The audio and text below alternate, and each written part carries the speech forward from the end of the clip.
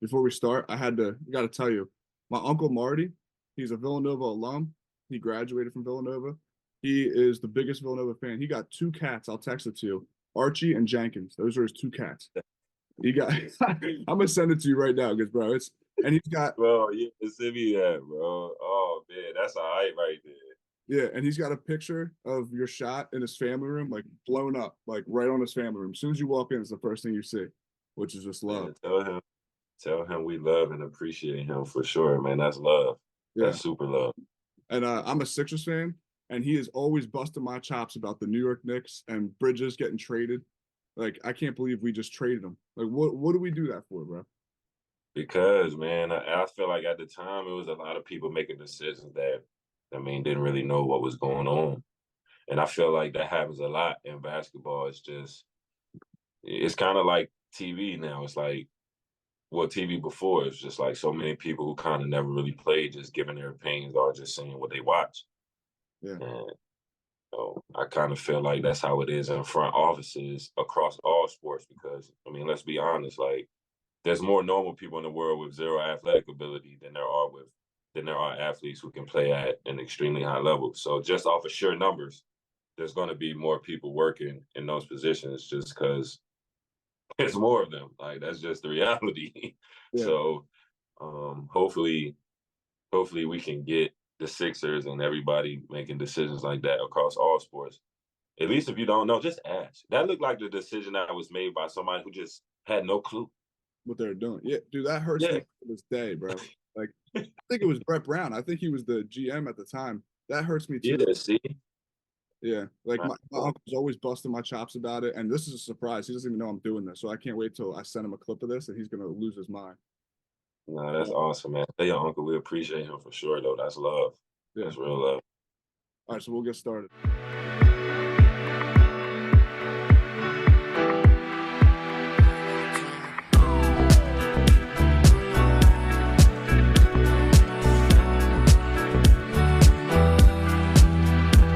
Hello and welcome to the Open Mic Show. Today I am very excited to have NCAA basketball legend and national champion Kris Jenkins join the show. He is a Villanova graduate who hit the biggest shot in March Madness tournament history. And thank you so much for coming on the pod. No, thank you so much for having me. It's March, it's that time of year, and I'm just honored to be on your pod. Thanks for having me. Yeah, for sure. And March Madness, like you said, it's upon us, and your shot's been played over and over again. How many times do you think you've watched it? I probably lost count up to date about how many times I watched it, but I honestly normally never watch it or talk about it, bring it up unless somebody else comes up to me or sends it to me or something like that, which I get often, especially around this time. Right now, my phone definitely gets a lot of pings and a lot of buzz about the shot. Yeah. So that's always pretty cool. Because every March it's going to keep circulating. Just the game itself, like after Marcus Page like hits that shot, what's Jay Wright's message to the team? Is that the play that he drew up? Yeah. So we always practice in the game situations. They put us in tough situations to just, remind us that, look, we could be in this moment at any point in the game, especially now, because when you get in the tournament, after maybe the first game or so, and I can't even really say that depending on where you are, what seeding you are, there are no nights off. You can be beat by anybody. So you could be put in any stressful moment, any stressful situation. So we had did a good job up until that point, just being prepared for the most difficult situations. So after Marcus Page hit that shot, we all knew that, we still had some time. And that was just the biggest thing that we had in our mind. Like, the game's not over. It's not like he hit that shot and they went up. It probably would have took our focus, made it just a look that much stronger had we have been down. But, the game was tied. So, everybody was cool, calm, and collect. Obviously he had hit a crazy shot. So we like, dang, like out of all the shots somebody gonna make, he gonna make a shot like that type of deal. But that was probably only for a second or two. And then, it was attitude on to the next play. We knew what we were running. Like I said, we had practiced this so much, practice in the game situations all the time. So we all knew what we were running. We knew who was going to have the ball. And we were all calm, honestly. We were all locked in. We were going to win the game. That was everybody's mindset. Yeah, and then you hit the shot and the streamers fall and their teammates tapping. It was like something out of a movie. Like what was the rest of that night like? Like what happened after the game when you left the floor? Like I know like how many females, bro? Like that is crazy. Uh, well, Smooth never had an issue with females, so that and nothing never really changed in that department. I mean, might maybe told a few more people no, It but don't other hurt. than that, It don't hurt. you know what I mean. Like other than that, like it was Smooth was always cool in that department, all the way back to like high school. You know what I mean? Because I went to all boy middle school, all boy high school, and then Villanova. So I mean that getting women or having females around, that was never ever an issue, especially having pretty girls around. That was just the norm. Like we did that. So I mean, after we won, everybody's just so happy that we won. So that was just the first thing. Like that was like the first hurdle that we all just was experiencing and getting over. Just like, bro, we really just won. Like won national championship. How we won was crazy too, but just winning in general, like people don't understand just how much time, energy, effort, sacrifice goes into being a collegiate athlete, especially at a basketball school like Villanova. I mean, you spend more time there, spend more time doing stuff with your team than you are with your family while you're in school. Like, just to give you a gauge, like I might have spent 1 or 2 days home for Christmas. I remember some days we had to be back the day before Christmas or late Christmas Day. Like it all depended. Like so we were just so happy that we won. And then we got to spend some time with our family. Like obviously you gotta do all that media stuff, go to the podium, ESPN, like you gotta do all that stuff. And that stuff was annoying. Yeah. Like it was cool, but it was just like I'm trying to go. Like Yeah. we just won. I'm trying to go. I'm not trying to sit here and answer all these questions. So after that, we leave the media, we go back to the hotel, we talk as a team, you know what I mean? We celebrating, taking pictures, we doing all that stuff. Then we head back to the hotel. Like I said, we spent some time with our family. Um, and then guys kind of went our separate ways. I mean, I guess we kind of had a curfew, but not really. Like, you know how that go. Like, what we going to, like, come on, man, what you going to do? Like, the season over. You just won your first national championship. Like, you ain't really giving guys no curfew. So we was, we were in Houston, so I'm gonna just leave it at that. Like the night was cool. But you made H Town, my second home, like I'm James Harden on the low, for real. Like we had a good time. We had a good time, man. Certain guys, you know what I mean, probably I mean, everybody kind of was doing their own thing. Some guys was together, some guys stayed with their family, but some of us also took in the night scenery in Houston for sure. you made Charles Barkley jump so high that had me crack like that. That video was hilarious. I'd never seen a move. That was cool. That was pretty cool to see. You know what I mean? Just to see, because we won in a crazy fashion. I'm not even gonna sit here and act like, you know what I mean, it wasn't wild or it wasn't something that was like, life changing and something great to experience. So to see it was pretty cool to just see the reactions from everybody else. I mean, just to see how that moment that we shared with everybody, how it impacted so many other people. Yeah. And what do you think like the crazy experience you've had in the result of the championship was? Like, was it a celebrity you met or that reached out or tweeted about it, an interview you did? Like, what was the craziest thing that came from? Oh man, that is a great question, man. I got quite a few for sure. We were at an autograph signing as a team, and I had a lady.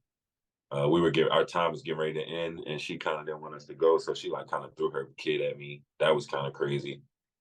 Like I never had somebody throw their baby at me like a newborn. That was kind of wild. And you was catching them unlike Aguilar. Yeah, yeah, yeah. Unlike Aguilar, unlike I. Let's see what else. So that following morning, so obviously went out all night, didn't go to sleep. So probably at like 5 in the morning, I get a call in my room. I'm like, no, like who's calling me this? Like I haven't gone to sleep. Like who's really calling me this early in the morning?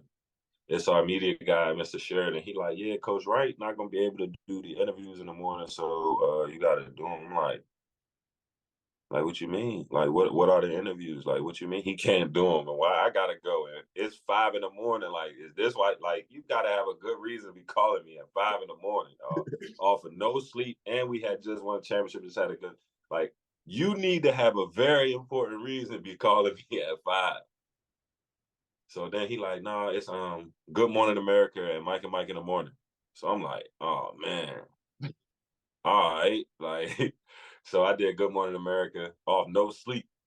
So I'm pretty sure if you can find that on YouTube somewhere. If you find it and watch it, you're pretty sure you can look at me and tell like, yeah, he ain't been asleep yet.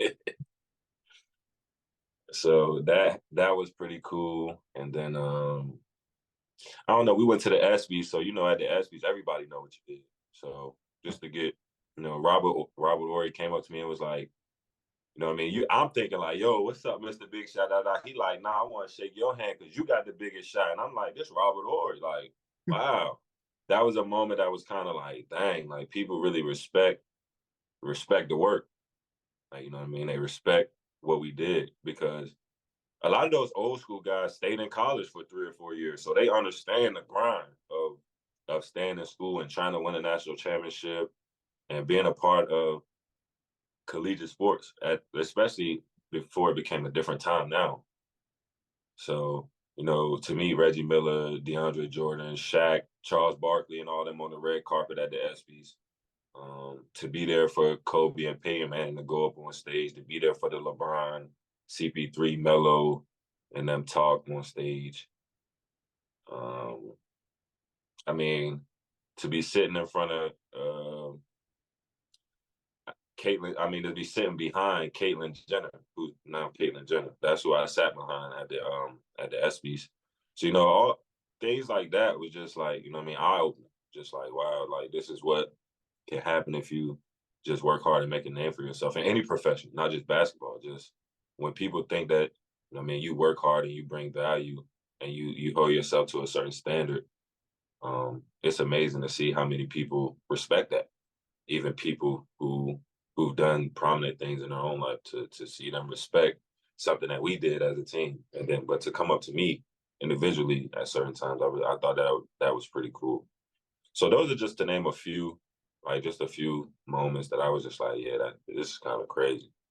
Yeah. And you're auctioning the shoes I see from the shot, the shoes you wore? Yeah. So the Ken Golden, who has the Netflix series on Netflix about the memorabilia and selling stuff, he's we got in contact and we were able to work out a deal that kind of works out for him, but really works out for me too. So I just figured like I wore the shoes, I got them for free, I had them. I still have my jersey and shorts and stuff. I got my mouth guard. I still got everything from that night. So it's just like, the shoes, people think so highly of the shoes, and they don't make Kyrie's anymore, and it's Kyrie 2s with Nike. So I just felt like it'd be a good opportunity to share it with somebody else. Like, I don't get nothing from letting them just sit in my closet. Like, they're just sitting there. Like, so if somebody reaches out to me and say, hey, can we do this to help each other out? They weren't doing anything anyway. And I got them for free. Like, okay, let's try to work something out. You seem to be like a natural like TV personality. Have you ever thought about doing like podcasts or starting your own channel yourself?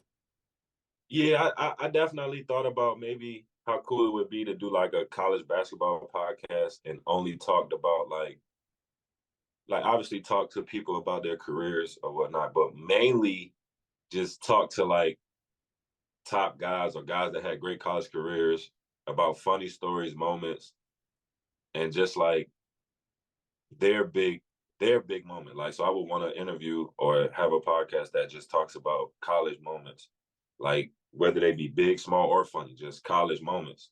So I definitely thought about that. We'll see. I'm not really one to try to be in front of the camera and just talk all the time. So we'll see. I never really gave it no thought other than people bringing it up to me and saying, "Hey, you be natural. This will be cool."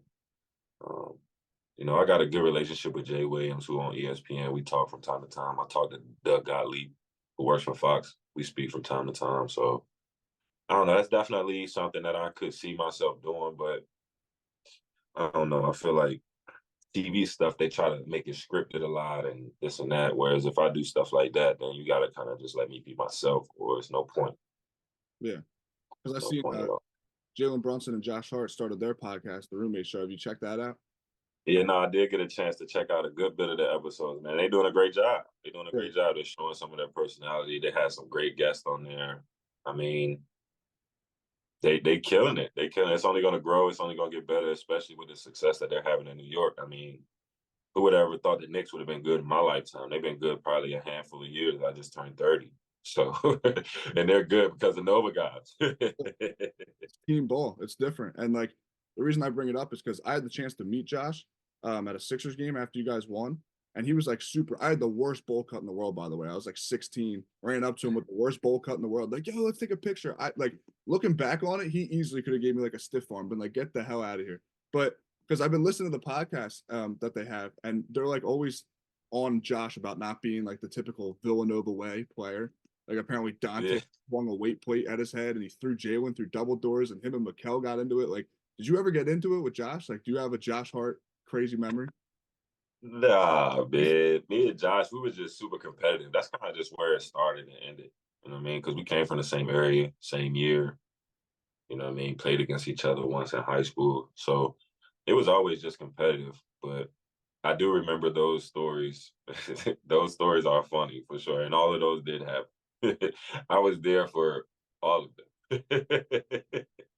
I just Yeah, can't no, I was we never Josh and I never really had no run-ins like that just because I mean it probably would have ended bad for somebody, just the truth.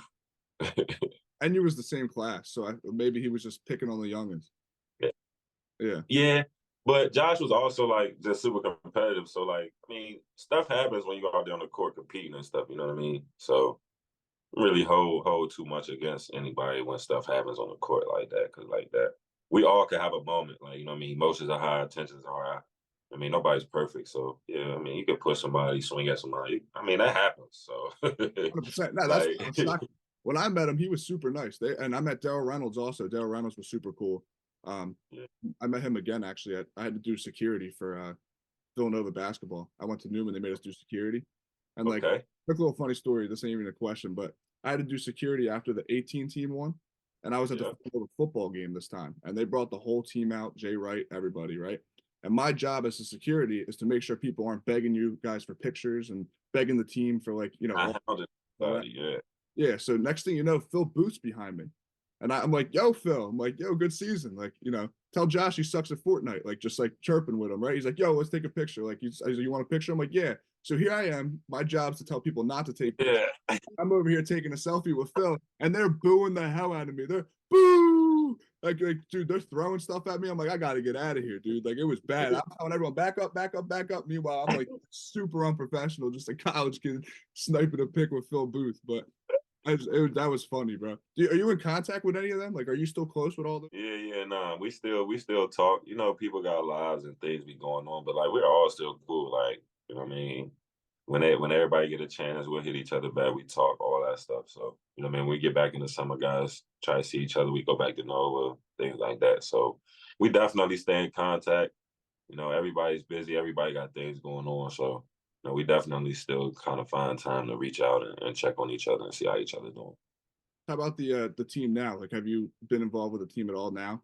Yeah, not like hands on involved, but you know, I'm still cool with all of those guys. You know what I mean? Justin Moore's from the DMV area. So I know him pretty great. I know Eric Dixon for a long time. He's been at Nova. He was getting recruited when I was in school. So, and then I know all the transfers that came in. I know Mark. I mean, he wears number 2. So, you know what I mean? I know all of those guys. Jordan, Trey. Like, I'm cool and I'm good friends with all of those guys. So Yeah. yeah, we feel good. What do you think they got to do? Because March Madness is here, and it's the second year they haven't made it, which just has not been, usual for them. You guys set like a precedent. I don't think you ever lost back-to-back games in your 4 years at Nova. I read that. Never, Yeah, that's crazy. never. What does Kyle Neptune and them have to do to turn it around? I mean, it's just a different time right now. So, you know, our program, we just got to figure it out in this new day and age. But we're not the only program trying to figure it out. No. You know what I mean? So, I mean, look at Kansas. Like, I can't even remember a Kansas team being this low of a seed ever. You know what I mean? I don't think I've ever seen like, especially during our tenure, they were never. What are they, at 8 or not? Like, what's their seed? Something crazy, right?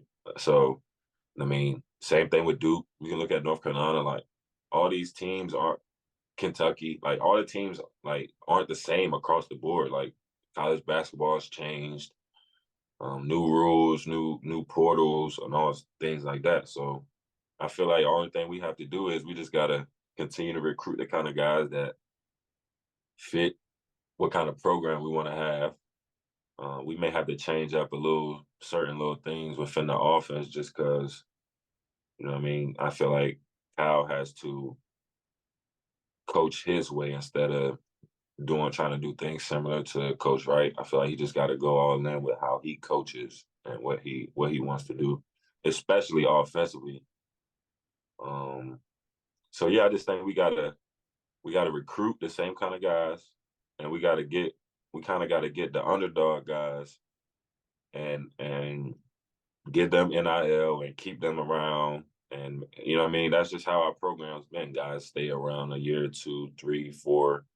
You know what I mean? So we got to get guys, underdogs, NIL, get them some stuff like that. But honestly, man, them guys just got to figure it out. Like it's just whenever you got your time period in college, you know, the years that you got slotted, your 4 years, whatever that falls under, you got to figure out how to dominate or be a good team or through your tenure. And each year, each team is different. So it's up to the guys that commit to come there to want to be there, to want to hold a certain standard, and to want to be coached and want to be pushed Yeah, while getting in. I feel like it's the same thing. I think it's changed so much because, like you said, with the NIL, I think it's just one and dones. And like what made your team Yeah, so special was you guys had seniors, juniors, like you knew your role, sophomores, freshmen, like you guys all knew your role and meshed so well as a team. It was more team ball rather than just individual one on one. And I think that Jay Wright like set that culture, you know, like a yeah. team first attitude. Like what do you have to say about him and having him as a coach? No, I agree. He was a great coach, man. Hall of Fame coach. He pushed us all. He made us all better. He challenged us. He cares and cared about us on and off the court. You know what I mean? So he was kind of an easy guy to play hard for. He was challenging. He pushed you, coached you hard. But that was the only way I could have been coached. You know what I mean? Like I couldn't play for a coach who was like nice and I mean, if I felt like you was a nice coach, then I felt like you didn't really know what it took to be out there in the trenches because that's really what it was when we were out there on the court. Like nothing out there is nice. Like it may look nice, but at the end of the day, this is a battle. This is a war. This is you know what I mean, us versus them. And yeah, we're not trying to kill or hurt nobody, but we try to do everything within the rules to win. So so playing for Coach Wright was awesome, man. It was a blessing. I appreciated it. And like I said, he challenged us, man. He made us all better, and we were able to take the program to new heights because of it. Yeah. And March Madness obviously is upon us. You got a bracket this year. Or do you do sports bet at all? Do I do what? Say that one more time. Sports bet at all? I'll sports bet here and there, but you know I'm a big time Eagles fan, so you know I try to stay away from stuff like that just because I be so invested in the team. Like I be invested to the point to where I be knowing dang near everybody's salary cap who about to be free, stuff like that. Like I really be invested into it across the whole joint. So I try not to sports bet as much just because I know how competitive I am and how that could go. So, but when it comes to the March Madness NCAA this year, I mean, this is probably the first time ever where the women's tournament is more popular and more popular than the men's. So I I think with that being said, that just lets you know that it's wide open. Like there's really no favorite. Like I feel like right now anybody could get hot because, like you said, because of the NIL portal and things like that, everybody has been so inconsistent because everybody got new guys trying to fit in here and there. Like I hear everybody talking about Arizona, but Arizona can play good one game and then be like the worst team in the country the next game. It's They like choke crazy. every year. They Like yeah. yeah, it's crazy. So I'm not sure who could win it this year. I don't fill out a bracket, especially if I don't feel like Villanova got a chance. I just can't bring myself to pick nobody else. So I just watch it and be a fan like everybody else. How you feel? You said you're a big time Eagles fan. How do you feel about Howie Roseman this offseason? We got Saquon, Gardner Johnson. Yeah, he Howie always does a good job, man. I feel like he'll always be playing catch up because he took Jalen Rieger over Justin Jefferson. So I'll never forget that. That is an all-time blunder. That's bad. Like, no, that's an all-time mishap. He took him That's an at all. that's the third best college in Texas. It's not even the top 2 colleges in Texas. And He wasn't even a good player. Like he wasn't a good player in college. Yeah. Like he was like if you go back and watch the film, look at the tape, he wasn't a good player in college. And this is literally a couple years after we didn't draft AJ or DK. Like, thank God we was able to trade for AJ later, but we took a Thego Whiteside over from Stanford. We took him over AJ and DK. I forgot about our Thego Whiteside. Yeah, you could do a whole podcast just on the Philadelphia drafts. We took Fultz over Tatum. Oh, yes, Fultz over Tatum is an like for the Sixers, that is an all-time mishap.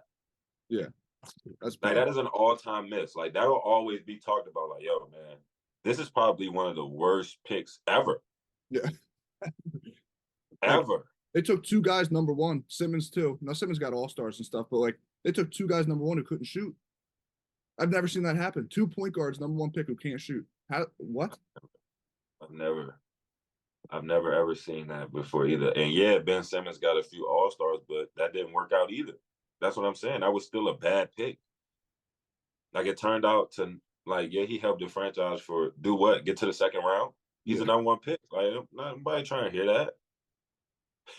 Like you're the number 1 pick in the draft. And the best thing you did for the franchise that drafted you before you quit on them was lose in the second round. Yeah. Like the only thing he did was make us relevant again. The first time we made the playoffs, that first year, it's like, cool, you're cool with losing the second round because it's the first year you made the playoffs. After that, it was just all downhill. And it's just crazy. You draft 2 guys who can't shoot, number 1. Guys who can't shoot, number 1. And 2 guys who need the ball. Like, Fultz was a guy who needed the ball.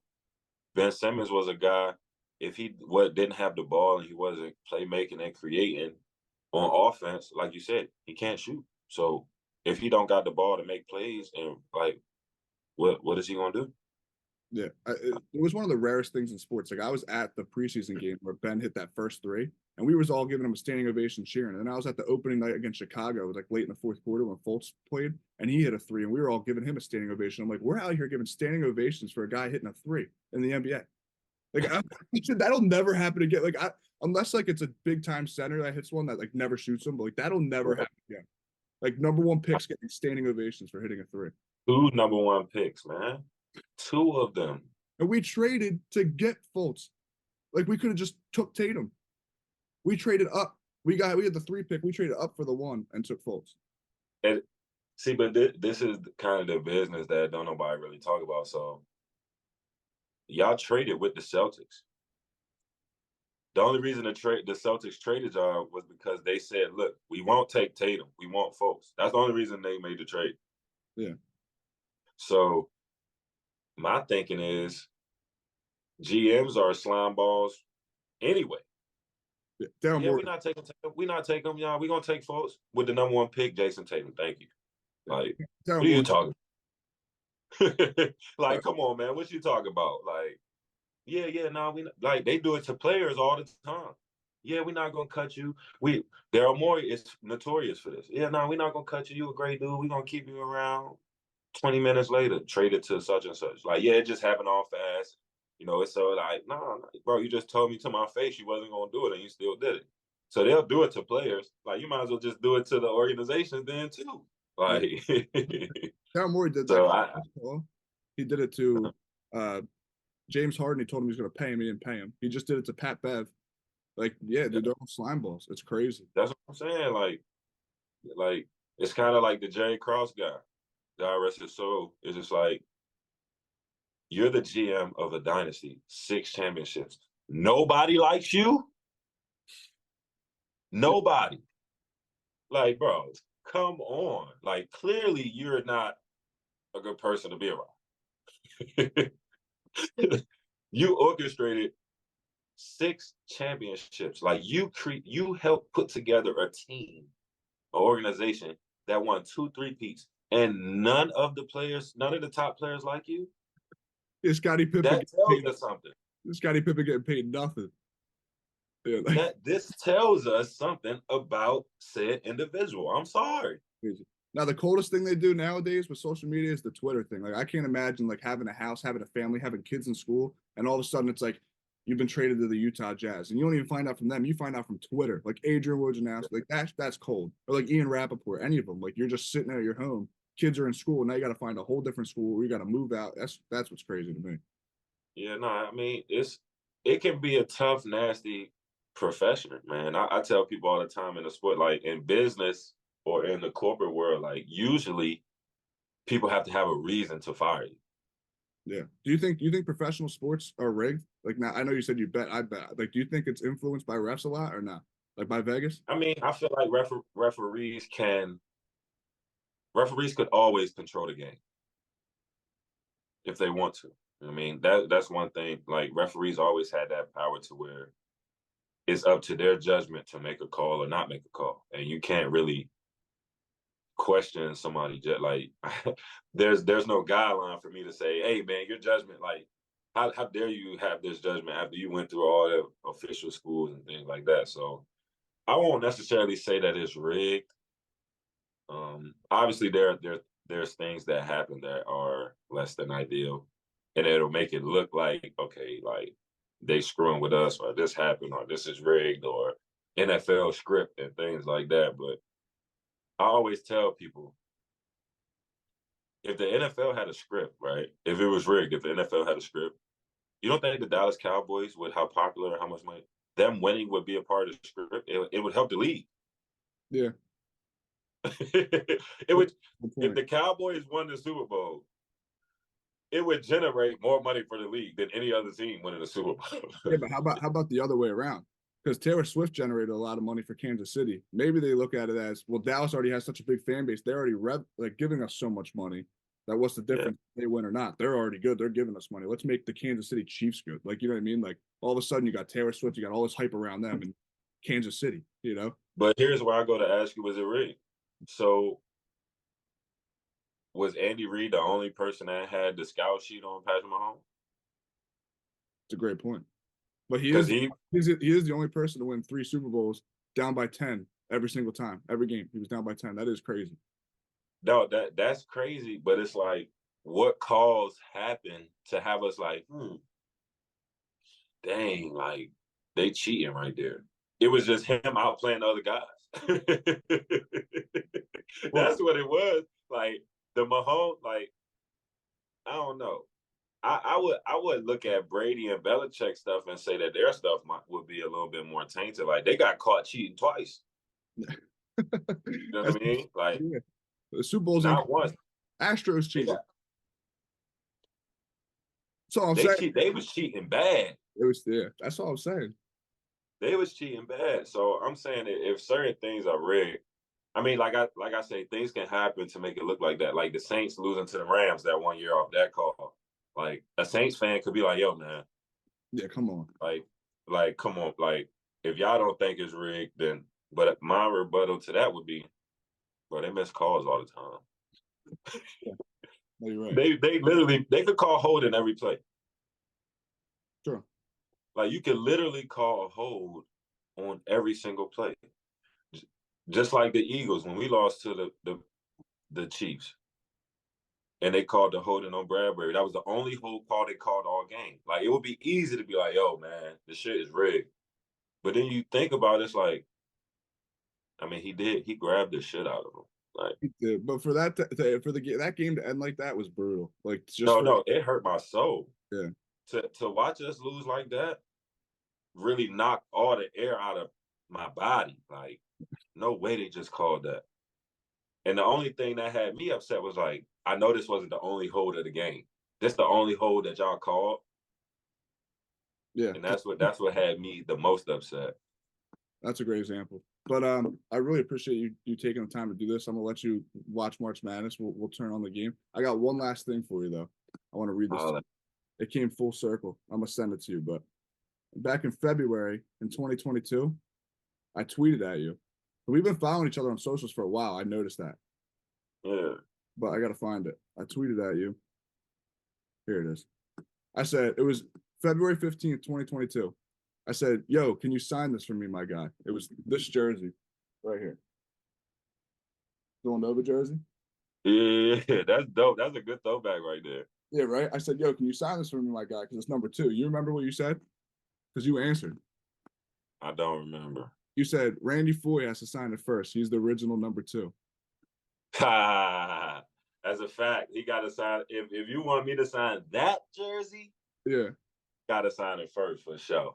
Because that's his jersey. Like that's our number. But that 1,000% is his jersey, no Yeah. question. Well, listen, if you got him on speed dial, that'd be great because I'll frame this up, give it to my uncle. Nah, I can because you know he helps with the Friends and Nova NIL stuff.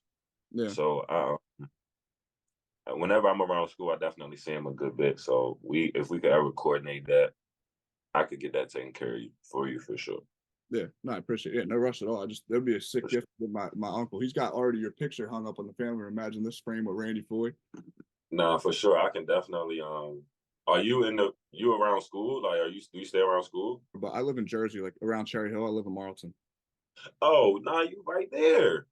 Yeah. You right there. Oh, Yeah, so around the we can school. Yeah, yeah.